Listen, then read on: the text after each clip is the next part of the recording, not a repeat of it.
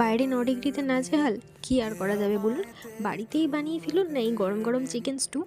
কিচ্ছু হ্যাপা নেই, খুব সহজ রেসিপি।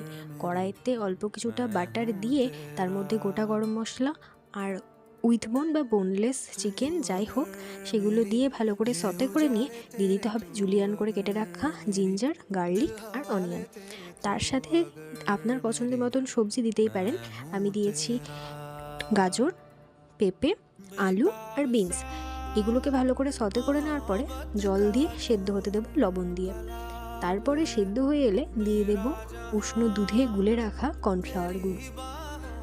তারপরে ওপর থেকে ছড়িয়ে দিয়েছি গোটা গোলমরিচের গুঁড়ো। ব্যাস, তাহলেই তৈরি হয়ে গেল গরম গরম চিকেন স্টু। ঠান্ডা, 1 চামচেই ঠান্ডা গায়েব। তাহলে আর দেরি কিসের? চটজলদি বানিয়ে ফেলুন এই Kolkata cabin style chicken stew.